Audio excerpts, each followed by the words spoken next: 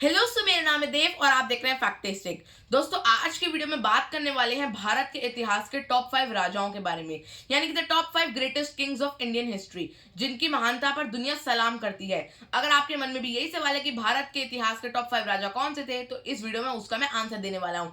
तो चैनल को सब्सक्राइब कर लीजिएगा, बेल आइकन को प्रेस कर लीजिएगा और इस वीडियो को लाइक कर लीजिएगा, क्योंकि ऐसी वीडियोस फैक्ट रिलेटेड और टॉप 5 टॉप 10 से रिलेटेड मैं अपलोड करता रहता हूँ।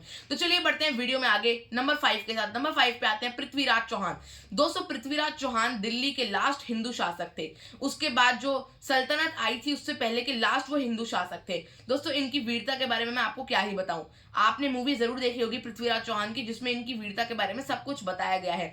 इन्होंने किस तरह मोहम्मद गौरी से लड़ाई की, 2 बार मोहम्मद गौरी से लड़ाई की, लेकिन दोस्तों इनको छल से मारा जरूर गया, लेकिन इनकी वीरता पर आज भी दुनिया सलाम करती है और ये इनका नाम इतिहास में अमर जरूर रहेगा। इनकी जो रानी थी वो अब इनके जो मोहम्मद गौरी थे उनसे शादी नहीं करना चाहती थी, जिसके लिए उन्होंने आग में कूदकर हत्या कर ली। लेकिन वो ये नहीं चाहती थी कि वो किसी और से शादी करे पृथ्वीराज चौहान के अलावा। तो उन्होंने भी कितना वीरता का काम दिखाया और उनके पति यानी पृथ्वीराज चौहान भी बहुत वीर जो थे, राजा थे, और इनकी जो ऐतिहासिकता है वो बिल्कुल अमर है। इनका नाम कभी भी इतिहास से मिटाया नहीं जा सकता, चाहे कोई कितना भी प्रयास कर ले। नंबर 4 दोस्तों, नंबर 4 पे हमारे पास है चंद्रगुप्त मौर्य। दोस्तों चंद्रगुप्त मौर्य ने मौर्य साम्राज्य का शुरुआत की थी, यानी कि उद्घाटन जो किया था मौर्य साम्राज्य का वो किया था चंद्रगुप्त मौर्य ने। इनके बेटे थे बिंदुसार। दोस्तों चंद्रगुप्त मौर्य ने मौर्य साम्राज्य को बहुत ज्यादा फैलाया, जिसकी कैपिटल थी यानी राजधानी थी पाटलिपुत्र। इनके जो इन्फ्लुएंसर थे वो थे चाणक्य। चाणक्य यानी कौटिल्य, आप कुछ भी कह सकते हैं, चाणक्य कौटिल्य, उन्होंने इनको बहुत ज्यादा फायदा दिया है।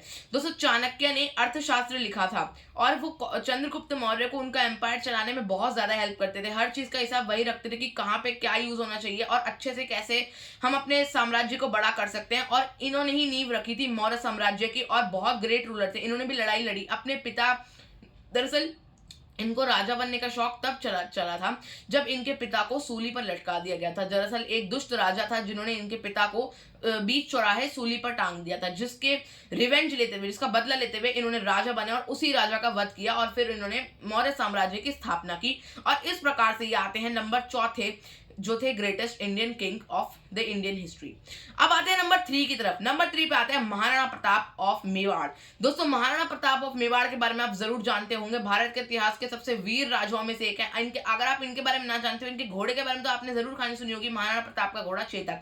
दोस्तों चेतक जो वो स्वामी भक्त घोड़ा था। दरअसल दोस्तों उस घोड़े ने अपने राजा महाराणा प्रताप के लिए कूद कर यानी फांद कर, कितना फीट चौड़ा नाला था उसे फांद कर मतलब अपनी जान दे दी, लेकिन अपने स्वामी को कुछ होने नहीं दिया। इनके पीछे बहुत बड़ी मुगल सेना थी, लेकिन उस घोड़े ने नाले को लांगा। बहुत बड़ा नाला था दोस्तों, वो छोटा नहीं था, उसको लांगा और दोस्तों अपने स्वामी की जान बचाई। और दोस्तों महाराणा प्रताप के बारे में जितना कहा जाए उतना कम है, क्योंकि इन्होंने अपने राज्य मेवाड़ को मुगल से हमेशा बचाए रखा। दरअसल अकबर और महाराणा प्रताप के बीच हमेशा लड़ाई चलती रहती थी। हमें हमेशा ये बताया जाता है कि अकबर ने महाराणा प्रताप को हराया था, लेकिन दोस्तों महाराणा प्रताप ने अकबर को हराया था। कभी अकबर जो थे महाराणा प्रताप को नहीं हराया था उसने, लेकिन महाराणा प्रताप ने अकबर को जरूर हराया था हल्दी घाटी के युद्ध में। और ऐसे बहुत युद्ध लड़े महाराणा प्रताप में, जिसमें उन्हें हमेशा जीत मिली, कुछ में हार मिली, लेकिन उनका जो नाम है वो इतिहास में हमेशा हमेशा के लिए अमर हो चुका है। अब नंबर 2 पे आते हैं छत्रपति महाराज शिवाजी। दोस्तों छत्रपति शिवाजी महाराज का जो नाम है इतिहास में हमेशा अमर इसलिए रहने वाला है क्योंकि मराठाओं के लिए इन्होंने बहुत ज्यादा महत्वपूर्ण भूमिका निभाई। दरअसल इनकी भी लड़ाई जो थी औरंगजेब से चलती रहती थी। औरंगजेब हमेशा ये चाहता था कि मराठा उनके कंट्रोल में आ जाए, लेकिन वो जब तक छत्रपति शिवाजी महाराज और छत्रपति संभाजी महाराज रहे तब तक कभी भी वो मुगल्स जो है मराठाओं पर कंट्रोल स्टैब्लिश नहीं कर पाए।